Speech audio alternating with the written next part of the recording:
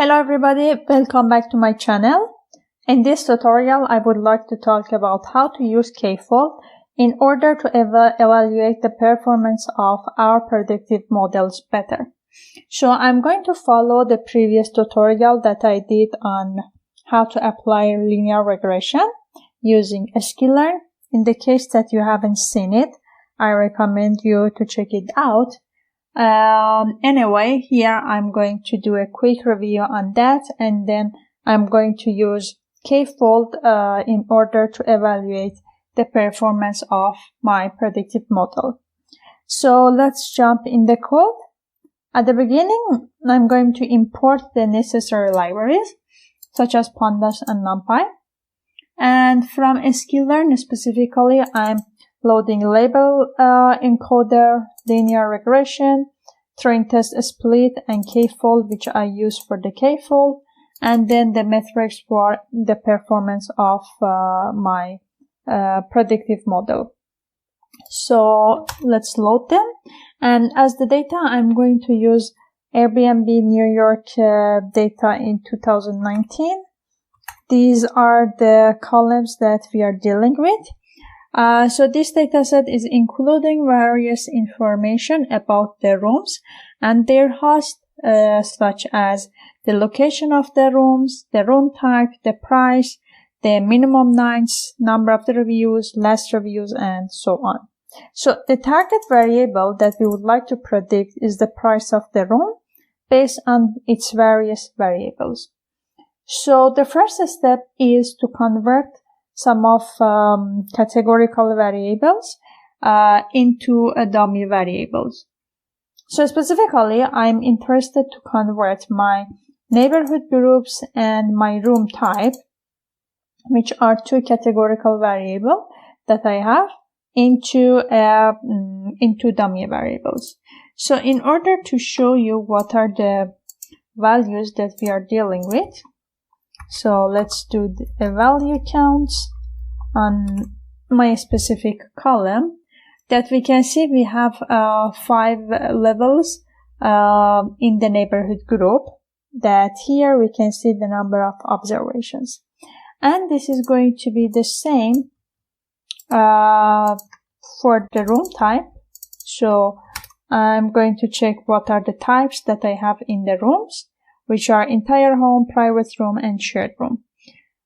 So we can convert the categorical variable by using getDummies from pandas in order to add extra columns as dummy variables. And as you can see, here we have created extra dummy variables for each level in my data frame. And for the values, we have 0 or 1. 0 in the case that the observation is not met by the level, and 1 in the case it is its value.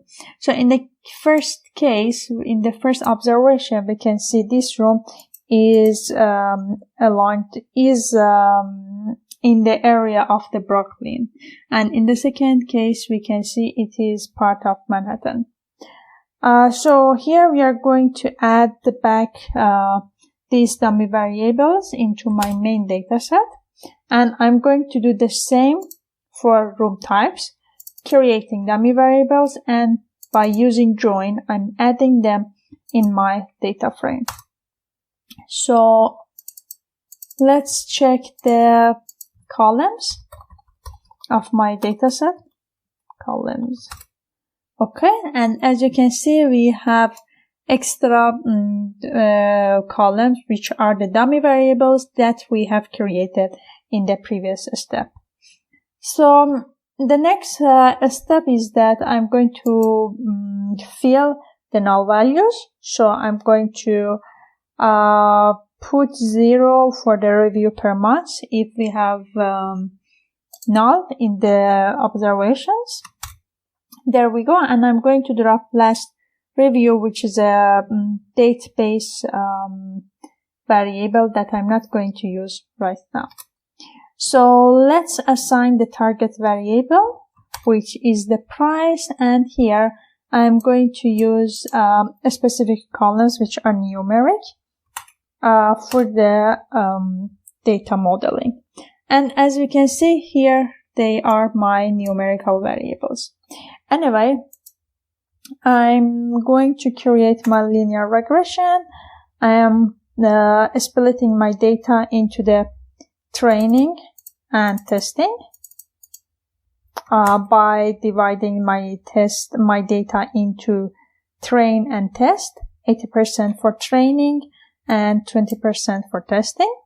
I'm fitting my linear regression and I'm using the created model for the prediction.